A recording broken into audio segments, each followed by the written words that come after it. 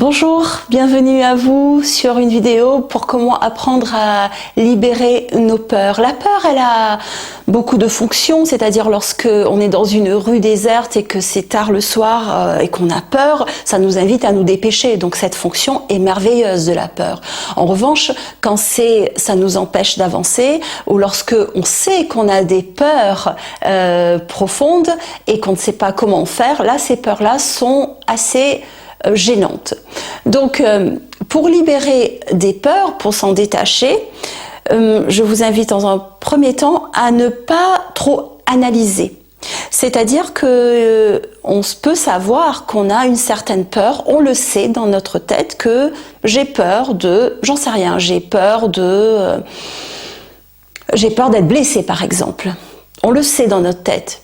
Mais pour que ces peurs-là se règlent, on ne va pas essayer d'analyser, de comprendre tout cela. On va plutôt, dans notre vie de tous les jours, lorsqu'il y a des moments qui nous mettent en tension ou qui nous font un peu peur, c'est à ce moment-là qu'on va apprendre à les dégager. Alors, la première chose à faire, c'est lorsque vous commencez à ressentir une sensation de peur. Vraiment dans la vie de tous les jours, hein, quand vous ressentez une petite sensation de peur. Même si on croit on se dit que c'est stupide ou irrationnel, c'est pas grave. Mais quand je la ressens, je la ressens. Première chose à faire, c'est inspirer, se serrer très fort et souffler, pousser un grand coup.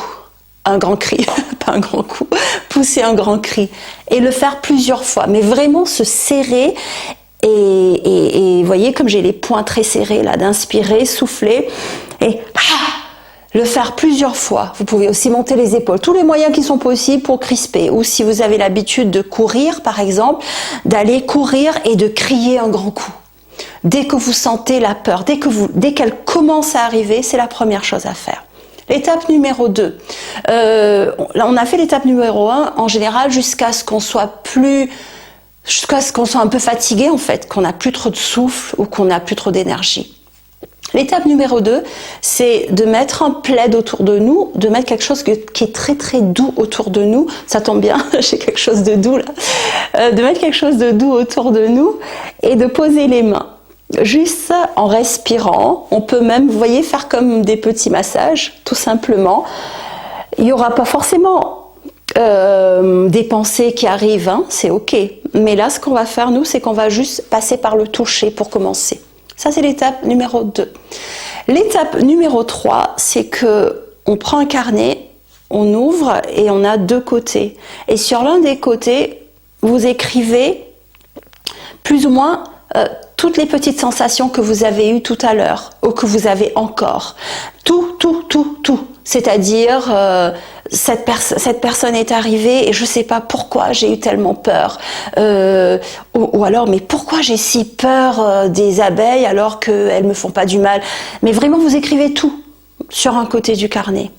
Ça, c'est l'étape numéro 3. L'étape numéro 4, on revient à 1 et 2. Même si on ressent plus trop la peur, on refait le fait de crisper, inspirer, souffler, pousser un grand cri et se relâcher. Et on repasse à l'étape numéro 2, l'histoire du plaid sur soi. Après, l'autre étape, numéro 5, vous allez me dire, ça fait beaucoup d'étapes, mais souvent nos petites peurs au quotidien sont liées à des grandes peurs beaucoup plus profondes. Donc forcément, ça nous demande un peu de temps et d'énergie pour pouvoir régler cela.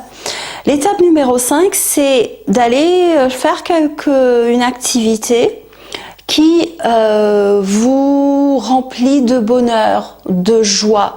Ça peut être écouter une méditation soin sur ma chaîne, par exemple. Ça peut être faire un petit tour dans le parc, peu importe. Faire une petite activité qui nous remplit de bonheur. Et après, on passe à l'étape numéro 6. C'est de revenir à ce carnet. Et de l'autre côté de la page, Imaginez que vous allez vous écrire des mots réconfortants. Vous savez, quand un enfant a peur, souvent, il a besoin d'être câliné. Mais parfois, il va exprimer sa peur, il va dire, tu sais, j'ai peur de ci, j'ai peur de ça. Et on aura plutôt envie de dire à l'enfant, je suis là pour toi. Et souvent, quand nos peurs, elles sont très profondes, c'est que souvent c'est parce qu'on croit qu'on est seul. Et donc, il y a une part de nous qui croit qu'elle est complètement seule, qu'elle est complètement démunie, qu'elle n'a pas de ressources. Alors que on sait aussi souvent que parfois nos peurs sont irrationnelles. Parfois on a peur d'une circonstance qui nous arrive alors qu'en général il n'y a pas trop de raison.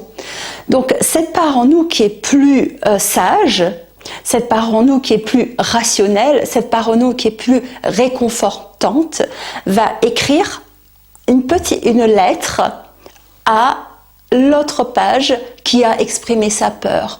Donc la part en nous qui est plus sage et tout ça va dire t'inquiète pas, je sais que tu es inquiet, je comprends, je suis là. Et quand on dit je, c'est-à-dire que c'est la part en moi qui est plus forte, qui est plus sage, cette part en moi qui est plus adulte aussi. Donc cette part va réconforter, comme une maman le ferait, comme un papa le ferait, de dire je t'entends, je comprends, voilà, je comprends, je t'entends, tu es merveilleux, au fur et à mesure on va se libérer de nos peurs, je suis là.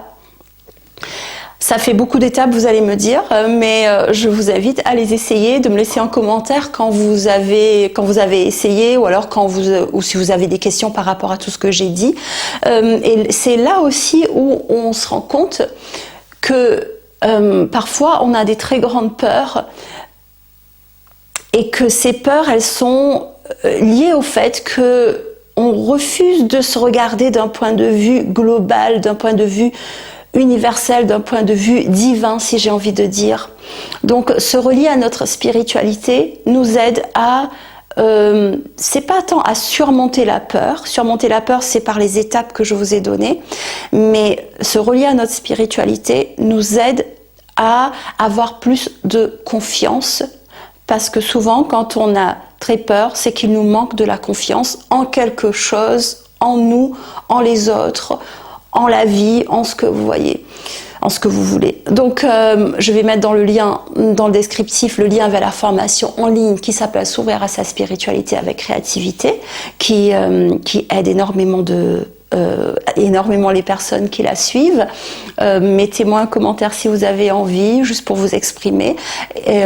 Abonnez-vous à la chaîne si vous n'êtes pas abonné, cliquez la cloche de notification pour que je partage d'autres vidéos. Et surtout, je suis aussi là pour vous dire que c'est tout à fait humain et normal d'avoir peur.